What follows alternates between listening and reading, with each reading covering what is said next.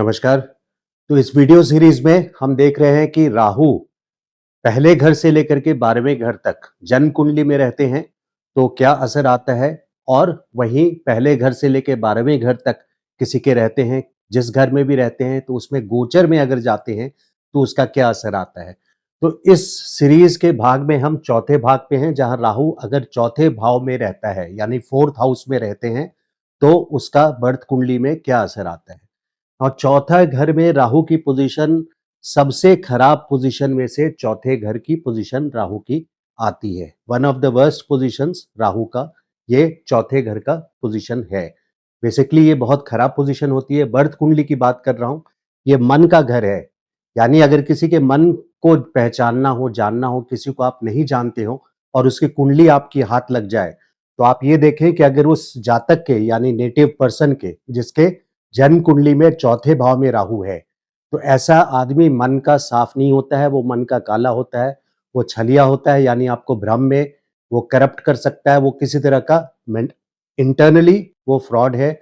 आप उसकी बातों पे यकीन नहीं कर सकते, उस पे भरोसा नहीं किया जा सकता है। तो ये एक बहुत बड़ी पहचान है जन्म कुंडली से, जो हम देखते हैं कि अगर चौथे भाव में राहु है तो ऐसा व्यक्ति मन का साफ नहीं होता है, उससे डीलिंग्स नहीं करनी चाहिए।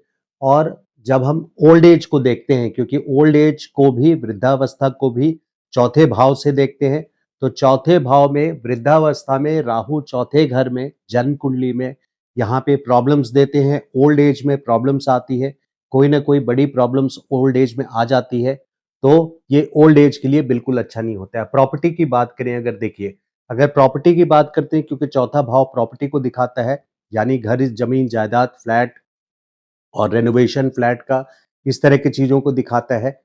तो अगर चौथे भाव में राहु है तो वहां वास्तु दोष होता है, क्योंकि राहु है तो वास्तु दोष होता है। और अगर मंगल के साथ है चौथे भाव में तो ये बहुत स्ट्रॉन्ग वास्तु दोष हो जाता है, या कोई भी चतुर्थेश हो, जरूरी नहीं है मंगल हो।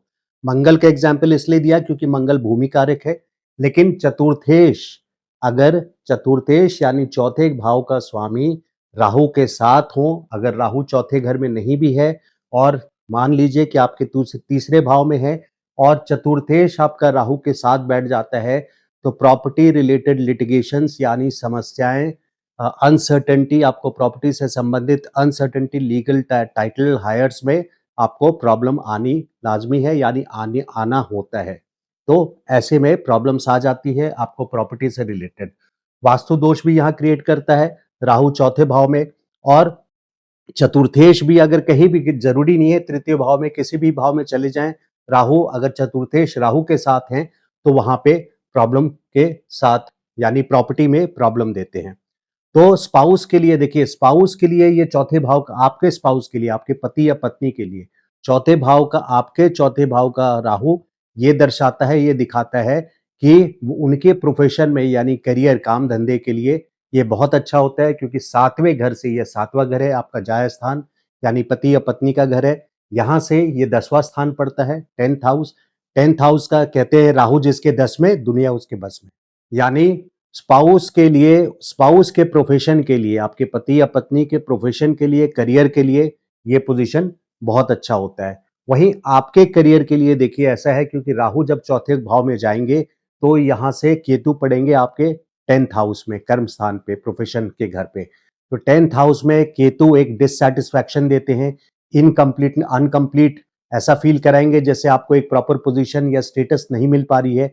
और अनसर्टेनिटी, प्रोफेशनल लाइफ में, पूरे लाइफ ही आपको एक अनसर्टेनिटी के साथ गुजरना पड़ता है और डिससैटिस्फैक्शन रहता है। यहाँ पे आपको ऑप्टिमल रिजल्ट्स प्रोफेशनल लाइफ में, बहुत सारी बीटिंग्स यानी कॉम्प्रोमाइज आपको प्रोफेशनल लाइफ में करनी पड़ जाती है। जो स्टूडेंट्स हैं उनके लिए देखिए 10th हाउस, चौथे घर में राहु, जो स्टूडेंट्स हैं, खास करके यहाँ +2 की बात कर रहा हूँ, क्योंकि 10+2 हम देखते हैं चौथे भाव से, और ग्रेजुएशन देखते हैं 5वें भाव से, कॉम्पिटिशन्स देखते हैं छठे भाव से, कॉम्पिटिटिव एग्जाम्स। तो 10+2 के स्टूडेंट्स जो हैं, इसमें अगर राहु चौथे भाव में है तो किसी एक ईयर में, 1 ईयर का गैप दिला सकते हैं राहु, वहां पे 10+2 स्टूडेंट्स के लिए ये लागू है।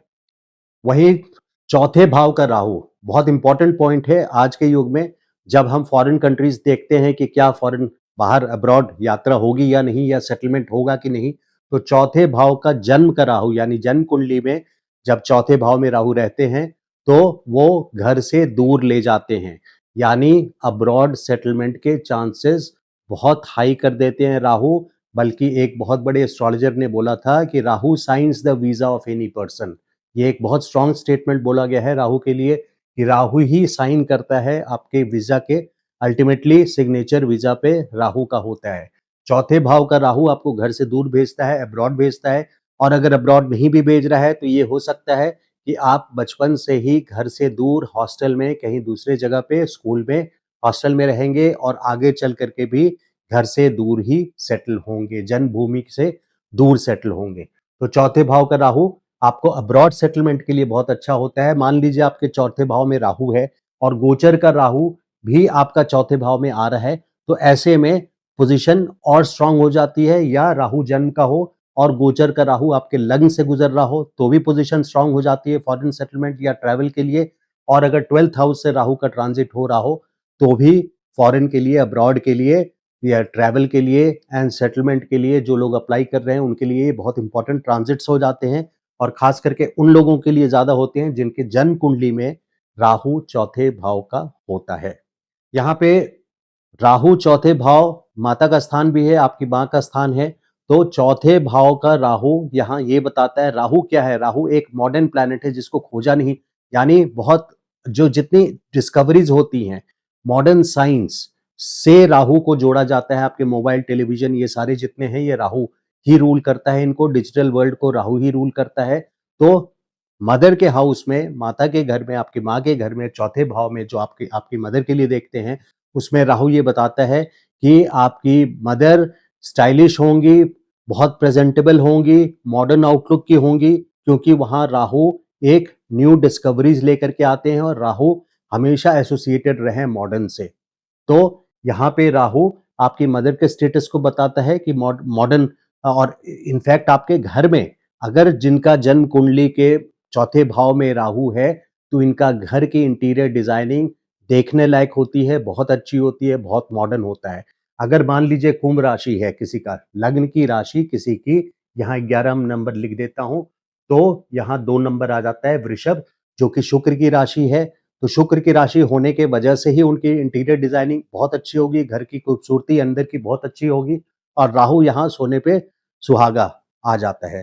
तो इस तरह के और ऐड कर देता है कि इंटीरियर डिजाइनिंग जिस जातक का राहु चौथे घर में है, सपोज वो कुंभ लग्न का है तो भी, और शुक्र की राशि चौथे भाव में पड़ रही है, तो ऐसो एसोसिएट करके देखते हैं कि चौथे भाव में राहु मॉडर्न हाउस को देता है, या जिस घर में भी रहते हैं आप बहुत वेल डेकोरेटेड घर रखते हैं। अगर कुंभ नहीं भी है, सपोज यहाँ पे आप कर्क राशि है, और यहाँ तब इन दैट केस आपको पड़ जाएगा ये तुला राशि, ये भी शुक्र की राशि है, यहाँ भी मॉडर्न घर दर्शा रहा है। अगर ऐसा ना भी हो, सपोज ये धनु राशि है, तो यहाँ पे मीन राशि पड़ जाएगी। अब ये शुक्र की राशि नहीं है, लेकिन शुक्र मीन राशि में उच्च के होते हैं, जिसके वजह से इंटीरियर डिजाइनिंग शुक्र की ब्लेसिंग्स है चौथे भाव में। और जन्म में का राहु अगर वहां पे चौथे भाव में है तो इसका मतलब है कि इसका घर, इस जातक का घर, इस नेटिव, इस पर्सन का घर, जिसकी कुंडली आप देख रहे हैं उसका घर यहाँ पे बहुत मॉडर्न होगा, यानी वेल डेकोरेटेड होगा, स्टाइलिश होगा, इंटीरियर डिजाइनिंग देखने लायक होगी।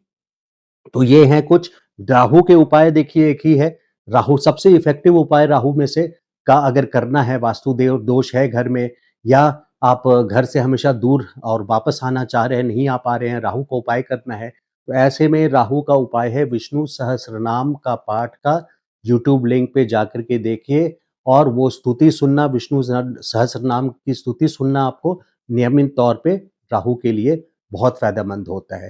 तो ये था चौथे भाव का राहु।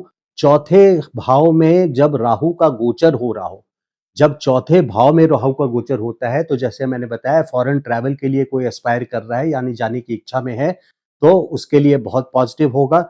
और यहाँ पे लेकिन क्योंकि यहाँ पे केतु आपके आ जाएंगे, जब गोचर के राहु चौथे भाव में रहेंगे तो आपके गोचर के केतु 18 महीने के लिए, 1.5 साल के लिए दशम स्थान पे, जिससे हम करियर प्रोफेशन देखते हैं, यानी आपकी पोजीशन उस समय डिससैटिस्फाइड रहेगी करियर फ्रंट से, प्रोफेशनल फ्रंट से। आपको काम धंधे में सेटिस्फैक्शन नहीं आएगा। उस 18 महीने में आपको बेसिकली बैक फुट पे रहना पड़ेगा। कोई बड़ा रिस्क आप नहीं ले सकते क्योंकि यहाँ पे केतु का गोचर है। तो ये था वीडियो चौथे भाव में राहु का रहने का असर और गोचर का राहु का असर।